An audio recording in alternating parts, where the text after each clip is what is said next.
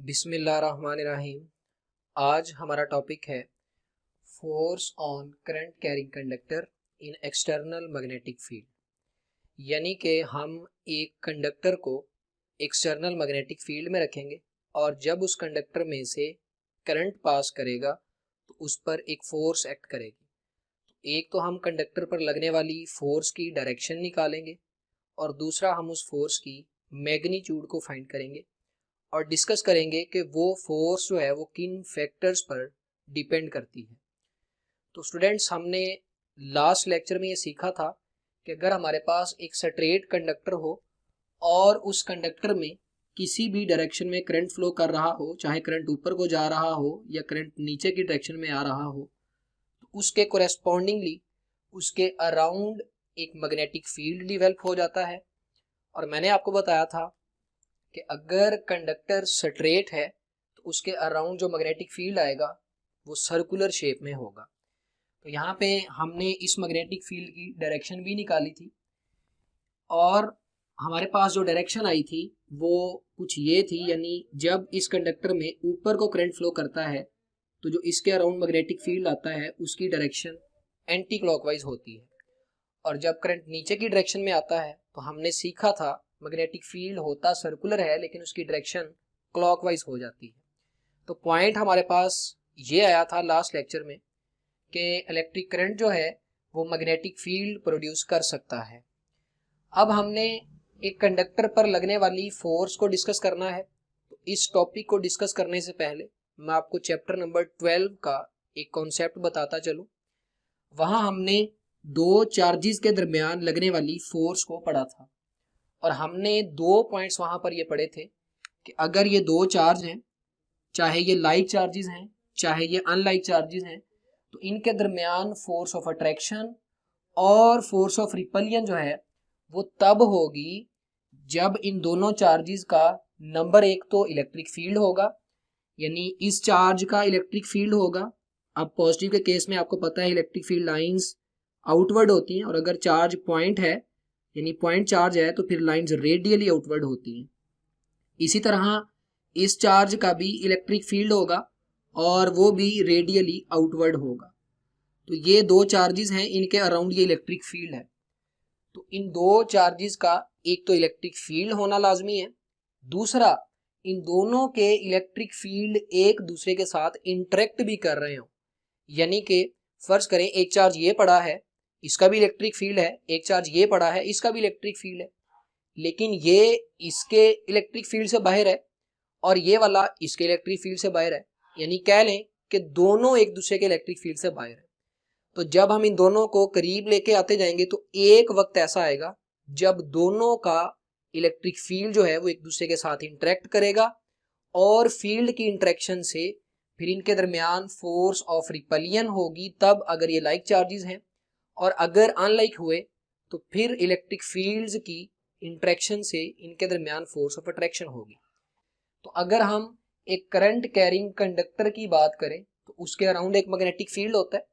तो अगर हम ये चाहते हैं कि इस कंडक्टर पर फोर्स लगे तो हमें एक और मैग्नेटिक फील्ड चाहिए। जैसे यहाँ पर दो इलेक्ट्रिक फील्ड की इंटरेक्शन होती थी, तो यहाँ भी दो मैग्नेटिक फील्ड की इंटरेक्शन होनी चाहिए। तो एक तो वो मैग्नेटिक फील्ड है जो करंट उस कंडक्टर में प्रोड्यूस करवा रहा है, एक मैग्नेटिक फील्ड हम सपोज करेंगे जिसको हम एक्सटर्नल मैग्नेटिक फील्ड बोलेंगे।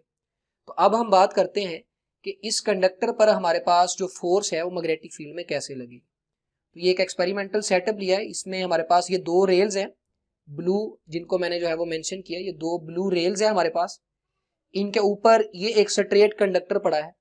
ये कंडक्टर रॉड की फॉर्म में हो सकता है या वायर भी हो सकती है। यानी कह लें कि हमारे पास ये कंडक्टर है, इस कंडक्टर की जो लेंथ है उसको मैंने कैपिटल एल से रिप्रेजेंट किया है, और मैं ये भी कह सकता हूं कि यही एल जो है ये इन दो रेल्स के दरमियान डिस्टेंस है या सेपरेशन बिटवीन रेल्स है। हमने इन रेल्स को एक बैटरी के साथ कनेक्ट किया है। तो बैटरी का एक टर्मिनल हमारे पास होगा नेगेटिव और एक टर्मिनल हमारे पास होगा पॉजिटिव, यानी हमने डीसी सोर्स के साथ जो है वो इन रेल्स को लगा दिया है। अब अगर हम कन्वेंशनल करंट की बात करें तो पॉजिटिव से नेगेटिव की तरफ करंट होता है, ये हमने चैप्टर नंबर 13 में सीखा है। तो इधर से जो पॉजिटिव चार्जेस हैं वो इस डायरेक्शन में मूव करना स्टार्ट करेंगे और करंट जो है वो इस डायरेक्शन में फ्लो करेगा और यही करंट जो है ये इधर से फिर इस कंडक्टर में से भी पास करेगा। तो इस कंडक्टर में करंट की डायरेक्शन जो है वो हमारे पास ये होगी। इसके बाद अगर हम यहां से बात करें तो इस साइड पर हमारे पास इलेक्ट्रिक करंट की डायरेक्शन ये होगी। तो हम ये कह सकते हैं कि जब हम रेल्स को एक बैटरी के साथ लगाएंगे तो इन रेल्स के थ्रू इस कंडक्टर में से करंट फ्लो करना शुरू कर देगा। और हमने यहाँ पर एक मैग्नेटिक फील्ड रखा है जिसे हम एक्सटर्नल मैग्नेटिक फील्ड बोल रहे हैं और उसको मैंने अपवर्ड डायरेक्शन में लिया है, यानी हमारे पास ये है मैग्नेटिक फील्ड। मैग्नेटिक फील्ड को मैंने आपको बताया था बी से रिप्रेजेंट करते हैं, यानी समझ लें हमारे पास एक यू शेप मैग्नेट है, उसका नॉर्थ पोल जो है वो नीचे है और उसका साउथ पोल जो है वो ऊपर है। यानी हमारे पास फर्ज कर लें ये कंडक्टर पड़ा है, नीचे नॉर्थ पोल है हॉर्सशू मैग्नेट का, ऊपर साउथ पोल है, तो मैग्नेटिक फील्ड लाइंस नीचे से ऊपर की डायरेक्शन में होंगी। तो ये एक्सटर्नल मैग्नेटिक फील्ड मैंने बनाया है नीचे से ऊपर की डायरेक्शन में, और इस एक्सटर्नल मैग्नेटिक फील्ड के अंदर ये एक कंडक्टर पड़ा है। अब हम इस कंडक्टर पर जो फोर्स लगती है उसके बारे में डिस्कशन करेंगे। तो कुछ फैक्टर्स यहाँ पे हम पहले एक्सप्लेन कर लेते हैं। आई हमारे पास वो करंट है जो इस रॉड में से इस कंडक्टर में से फ्लो कर रहा है। बी हमारे पास क्या है, बी हमारे पास एक्सटर्नल मैग्नेटिक फील्ड है। एक तो वो मैग्नेटिक फील्ड होगा जो इस कंडक्टर में से करंट के पास करने की वजह से प्रोड्यूस होगा। तो हम जो है वो बी को एक्सटर्नल यूनिफॉर्म मैग्नेटिक फील्ड बोलेंगे, यानी इस बी की वैल्यू जो है वो चेंज नहीं हो रही, कांस्टेंट है इसकी वैल्यू। और तीसरा फैक्टर हमारे पास आ जाएगा एल, जो मैंने आपको बताया लेंथ ऑफ कंडक्टर से बोल सकते हैं या आप सेपरेशन बिटवीन रेल्स बोल सकते हैं। अब हम इस कंडक्टर पर जो फोर्स लगती है उसकी डायरेक्शन फाइंड करते हैं। एक्सपेरिमेंटली ऑब्जर्व किया गया है कि जब भी इस कंडक्टर में से करंट फ्लो करता है और ये एक्सटर्नल मैग्नेटिक फील्ड में पड़ा होता है तो इस पर फोर्स लगती है। तो उस फोर्स की डायरेक्शन जो है वो स्टूडेंट्स हम तीन तरीकों से फाइंड कर सकते हैं। एक हमारे पास है right hand palm rule, second हमारे पास है फ्लेमिंग्स लेफ्ट हैंड रूल, और थर्ड हमारे पास है क्रॉस प्रोडक्ट रूल। अब हम तीनों रूल्स को अलग-अलग डिस्कस कर लेते हैं कि तीनों से हम इस केस में इस कंडक्टर पर लगने वाली फोर्स की डायरेक्शन कैसे निकालेंगे।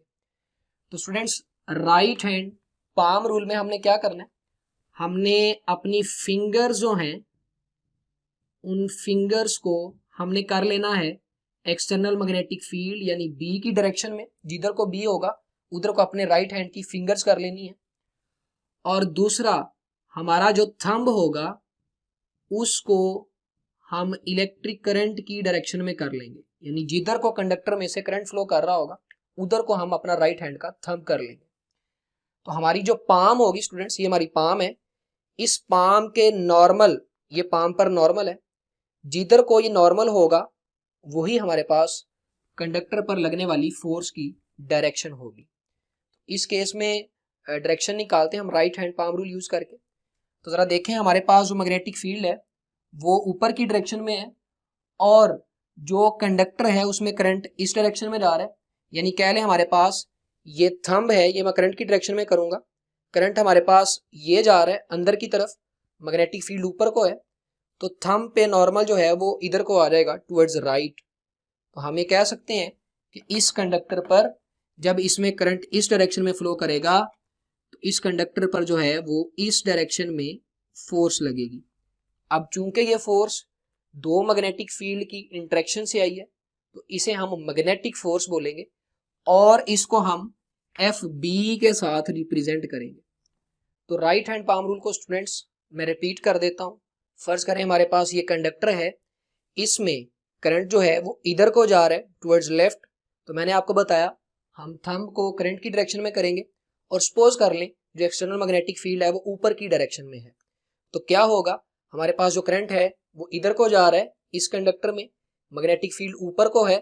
अब मेरी पाम जो है वो अंदर की तरफ जो है वो डायरेक्शन बता रही, यानी पाम पर जो नॉर्मल होगा वो अंदर की तरफ होगा, लिहाजा इस कंडक्टर पर जब इसमें से करंट इधर को जाएगा मैग्नेटिक फील्ड ऊपर को होगा एक्सटर्नल, तो इस कंडक्टर पर इस डायरेक्शन में फोर्स लगेगी। सिमिलरली अगर मैं सपोज कर लूं कि इसी कंडक्टर में से इलेक्ट्रिक करंट इस डायरेक्शन में जा रहा है मैग्नेटिक फील्ड ऊपर है तो मेरा थंब करंट की डायरेक्शन में होगा, मैग्नेटिक फील्ड की डायरेक्शन में फिंगर्स होंगी। अब स्टूडेंट्स मेरी पाम पर जो नॉर्मल है वो आप देख रहे होंगे वो बाहर की तरफ आएगा, लिहाजा इस कंडक्टर पर जब इधर को करंट फ्लो करेगा इसमें से इधर को फोर्स लगेगी। तो राइट हैंड पाम रूल में फिंगर जो है वो मैग्नेटिक फील्ड की डायरेक्शन में कर लेनी है, थंब को करंट की डायरेक्शन में कर लेना है। जो हमारे पास नॉर्मल होगा, नॉर्मल टू पाम, हमारी हथेली पर जो नॉर्मल होगा जो उसकी डायरेक्शन होगी वही हमारे पास उस कंडक्टर पर लगने वाली फोर्स की डायरेक्शन होगी। तो हमने अभी देखा इस केस में इस कंडक्टर पर टुवर्ड्स राइट फोर्स लगती है। अब हम फ्लेमिंग्स लेफ्ट हैंड रूल की बात करते हैं। तो फ्लेमिंग्स लेफ्ट हैंड रूल में स्टूडेंट्स आपने अपने लेफ्ट हैंड को कुछ इस तरह बनाना है। इसमें जो लेफ्ट हैंड की फर्स्ट फिंगर है इसको आपने करना है मैग्नेटिक फील्ड की डायरेक्शन में। ये जो हमारे पास सेकंड फिंगर है इसको आपने करना है इलेक्ट्रिक करंट की डायरेक्शन में।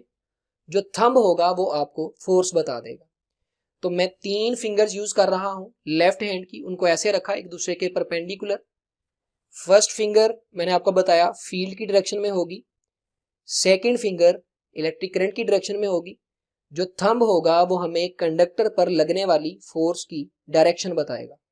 तो यहां पर क्या है हमारे पास, कंडक्टर में करंट इधर को फ्लो कर रहा है अंदर की तरफ और मैग्नेटिक फील्ड ऊपर को है, लिहाजा मैं यहाँ पे कह सकता हूं कि हमारे पास जो मैग्नेटिक फील्ड है वो ये मैंने फिंगर को मैग्नेटिक फील्ड की डायरेक्शन में कर लिया। चूंकि करंट इस कंडक्टर में अंदर की तरफ जा रहा है लिहाजा मैं इस फिंगर को इधर को कर दूंगा। तो ये मेरे पास आ गया मैग्नेटिक फील्ड एक्सटर्नल। ये देखें करंट इधर को जा रहा है तो ये मैंने करंट की डायरेक्शन में फिंगर कर दी। अब मेरा थंब जो है वो टुवर्ड्स राइट है, लिहाजा इस कंडक्टर पर फ्लेमिंग्स लेफ्ट हैंड रूल के अकॉर्डिंगली भी टुवर्ड्स राइट फोर्स लगेगी। आपको समझने में शायद थोड़ी परेशानी हो रही होगी। तो फर्ज करें हमारे पास ये रेल्स हैं, रेल्स के ऊपर ये कंडक्टर पड़ा हुआ है स्टूडेंट्स। अब कंडक्टर में जो करंट है वो इधर को जा रहा है, एक्सटर्नल मैग्नेटिक फील्ड नीचे से ऊपर को है। तो ये देखें लेफ्ट हैंड रूल, इसमें क्या करूंगा, मेरे पास ये जो फिंगर है फर्स्ट फिंगर मैग्नेटिक फील्ड की डायरेक्शन में करता हूं, सेकंड फिंगर को करंट की डायरेक्शन में करता हूं।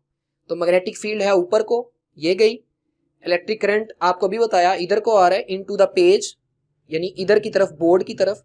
तो मेरा थंब जो है वो देखें टुवर्ड्स राइट जा रहा है, लिहाजा इस कंडक्टर पर, इस रॉड पर, इस वायर पर इस केस में जो फोर्स लगेगी वो भी हमारे पास टुवर्ड्स राइट आ जाएगी। तो हमने यहाँ पर 3 बातें पढ़ी कि फ्लेमिंग्स लेफ्ट हैंड रूल में हमारी जो फर्स्ट फिंगर होगी उसको हम करेंगे किधर को, मैग्नेटिक फील्ड की डायरेक्शन में। जो हमारे पास सेकंड फिंगर होगी उसको हम करेंगे इलेक्ट्रिक करंट की डायरेक्शन में, और जो हमारे पास थंब होगा वो थंब हमें उस कंडक्टर पर लगने वाली फोर्स की डायरेक्शन बता देगा। तो ये मैंने आपको 2 तरीकाकार जो है एक्सप्लेन किए। तीसरा मैंने लिखा है क्रॉस प्रोडक्ट रूल, इसको हम इस लेक्चर में लेटर ऑन डिस्कस करेंगे। अब हम बात करते हैं कि उस कंडक्टर पर जो फोर्स लगती है वो किन फैक्टर्स पर डिपेंड करती है। तो एक्सपेरिमेंटली ये देखा गया कि जब इस कंडक्टर में से गुजरने वाला इलेक्ट्रिक करंट जो है वो ज्यादा होता है तो इस कंडक्टर पर ये फोर्स जो है वो ज्यादा लगती है, यानी ये स्पीड के साथ मूव करता है। जब फोर्स लगेगी तो कंडक्टर मूव करेगा। अगर टुवर्ड्स राइट फोर्स लग रही है तो टुवर्ड्स राइट जाएगा, अगर टुवर्ड्स लेफ्ट फोर्स लग रही है तो ये टुवर्ड्स लेफ्ट आएगा। अब मुझे एक बात बताएं, अगर फोर्स की वैल्यू टुवर्ड्स राइट ज्यादा है तो कंडक्टर तेजी से मूव करेगा। और मैंने अभी आपको बताया कि एक्सपेरिमेंटली ये देखा गया है कि जब करंट ज्यादा पास करता है तो ये कंडक्टर तेजी से मूव करता है, यानी इस पर लगने वाली फोर्स ज्यादा होती है। तो पहला हमारे पास जो है वो ये आ जाएगा कि कंडक्टर पर लगने वाली फोर्स उसमें से पास करने वाले इलेक्ट्रिक करंट के डायरेक्टली प्रोपोर्शनल होती है। दूसरे फैक्टर की अगर बात करें तो देखा यह गया है कि अगर एक्सटर्नल मैग्नेटिक फील्ड वीक है तो कंडक्टर स्लोली मूव करता है फोर्स लगने की वजह से। कंडक्टर स्लोली मूव कर रहा है, इट मींस उस पर कम फोर्स लग रही है। और अगर बी स्ट्रॉन्ग है, यानी मैग्नेटिक फील्ड स्ट्रॉन्ग कर दिया गया है, तो फिर ये देखा गया है कि कंडक्टर तेजी से मूव करता है, यानी उस पर ज्यादा फोर्स लगती है। तो हम ये कह सकते हैं कि जो कंडक्टर पर लगने वाली फोर्स है वो एक्सटर्नल मैग्नेटिक फील्ड की वैल्यू पर भी डिपेंड करती है और उसके डायरेक्टली प्रोपोर्शनल होती है। अगर एक्सटर्नल मैग्नेटिक फील्ड स्ट्रॉन्ग है तो फोर्स ज्यादा होती है, एक्सटर्नल मैग्नेटिक फील्ड वीक है तो फोर्स भी वीक होती है। थर्ड फैक्टर हमारे पास आता है लेंथ ऑफ कंडक्टर। देखा यह गया है कि अगर कंडक्टर की फॉर एग्जांपल ये लेंथ है, अगर इसको डबल कर दिया जाए, इस लेंथ को डबल करके करंट, इलेक्ट्रिक करंट और मैग्नेटिक फील्ड की वैल्यू चाहे कांस्टेंट रखी जाए, उसको ना बढ़ाया जाए, तो सिर्फ लेंथ को बढ़ा देने से भी वो कंडक्टर जो है वो तेजी के साथ मूव करता है, यानी उस पर ज्यादा फोर्स लगती है। तो हम ये कह सकते हैं कि फोर्स जो है वो उस कंडक्टर की लेंथ के भी डायरेक्टली प्रोपोर्शनल है। और लास्ट वाली बात जरा गौर से समझिएगा, यहां पे मैं लिख देता हूं कि फोर्स जो है वो साइन थीटा के डायरेक्टली प्रोपोर्शनल होती है। तो स्टूडेंट्स एक्सपेरिमेंटली ये देखा गया कि जब ये कंडक्टर एक्सटर्नल मैग्नेटिक फील्ड के परपेंडिकुलर पड़ा होता है तो इस पर फोर्स ज्यादा लगती है, और जब यही conductor parallel to magnetic field पड़ा होता है तो इस पर फोर्स जो है वो जीरो लगती है। और जैसे जैसे हम जीरो से एंगल बढ़ाते हैं तो एंगल बढ़ाने से ये देखा गया कि कंडक्टर पर फोर्स ज्यादा लगती है, और फोर्स मैक्सिमम तब आती है जब कंडक्टर यानी उसकी लेंथ और मैग्नेटिक फील्ड के दरमियान ये वाला एंगल जो है वो 90 हो जाता है। मैं रिपीट कर देता हूं, जब कंडक्टर मैग्नेटिक फील्ड की डायरेक्शन में होता है तो कंडक्टर पर लगने वाली फोर्स जीरो होती है, और जब हम आहिस्ता आहिस्ता एंगल बढ़ाते हैं कंडक्टर का मैग्नेटिक फील्ड के साथ तो फोर्स भी बढ़ती है, और जब इस कंडक्टर का, इसकी लेंथ का मैग्नेटिक फील्ड के साथ एंगल 90 हो जाता है तो इसी कंडक्टर पर फोर्स जो है वो मैक्सिमम लगती है। और आप ये जानते हैं कि 90 पर वैल्यू मैक्सिमम कौन देता है? साइन देता है, लिहाजा हम यहाँ पे थीटा के साथ साइन यूज करेंगे। तो एक बात ध्यान में रखिएगा, जब ये एंगल थीटा 90 होगा तो कंडक्टर पर लगने वाली फोर्स भी मैक्सिमम होगी। थीटा किस किस के दरमियान होगा मैं आपको बता देता हूं, फिर इसको डिस्कस करेंगे। थीटा एंगल होगा एक तो कंडक्टर की लेंथ और दूसरा मैग्नेटिक फील्ड के दरमियान। फॉर एग्जांपल अगर कंडक्टर ऐसे पड़ा है और मैग्नेटिक फील्ड ये है, तो कंडक्टर की लेंथ ये है, मैग्नेटिक फील्ड ऊपर को है, तो हमारे पास जो एंगल है वो 90 आ जाएगा। तो जब थीटा 90 होगा तो फोर्स भी मैक्सिमम होगी। एक बात याद रखिएगा, जब थीटा की वैल्यू बढ़ती है और उसके साथ साइन हो तो साइन थीटा की वैल्यू बढ़ती है। मैंने बोला थीटा बढ़ता है, उसके साथ साइन आए तो साइन थीटा की वैल्यू एज ए होल बढ़ती है। तो अगर साइन थीटा की वैल्यू बढ़ेगी तो फोर्स भी बढ़ जाएगी। तो इन चार इक्वेशंस को हमने कंबाइन कर दिया। कंबाइन करने के बाद हमारे पास इक्वेशन आई है फोर्स, प्रोपोर्शनलिटी साइन, करंट के भी डायरेक्टली प्रोपोर्शनल, लेंथ के भी डायरेक्टली प्रोपोर्शनल, बी के भी डायरेक्टली प्रोपोर्शनल, और साइन थीटा के भी डायरेक्टली प्रोपोर्शनल है। प्रोपोर्शनलिटी साइन खत्म करके हम इक्वलिटी लगाएंगे अगर, तो हमें पता है साथ में एक कांस्टेंट आएगा, यहाँ पे हम उस कांस्टेंट को के साथ रिप्रेजेंट कर रहे हैं, और साथ में I L B sine theta वैसे ही आ जाएगा। अब इस के की वैल्यू जो है वो डिपेंड करती है सिस्टम ऑफ यूनिट्स पे। अगर आप सीजीएस सिस्टम लेते हैं तो इस के की वैल्यू और होती है, अगर आप एसआई सिस्टम लेते हैं तो इस के की वैल्यू और होती है।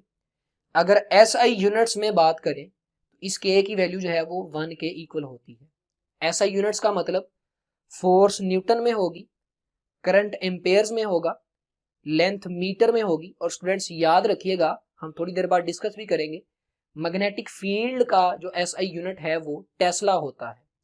तो अगर फोर्स न्यूटन में है, आई एम्पेयर्स में है, लेंथ मीटर में है और बी टेस्ला में है, तो हमारे पास जो के है उसकी वैल्यू 1 होगी।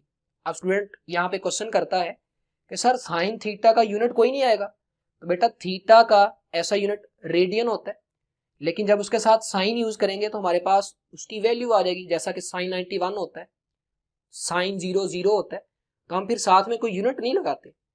तो साइन कॉस टेन जब आते हैं तो हमारे पास यूनिट नहीं होता उनका। उसकी रीजन ये है कि अगर मैं साइन थीटा की फॉर एग्जांपल बात करूं तो स्टूडेंट्स आपको पता है साइन थीटा इक्वल होता है परपेंडिकुलर ओवर हाइपोटेनियस के। अब परपेंडिकुलर भी एक लेंथ है, लेंथ का यूनिट मीटर होता है, हाइपोटेनियस भी एक लेंथ है, उसका यूनिट भी मीटर होता है। तो मीटर और मीटर आपस में कैंसिल हो जाएंगे, तो साइन थीटा का हमारे पास कोई भी यूनिट नहीं आएगा। इसी तरह टेन थीटा का भी कोई यूनिट नहीं है, कॉस थीटा का भी कोई यूनिट नहीं है। तो ऐसा यूनिट्स में हमारे पास के की वैल्यू जो है वो 1 होगी।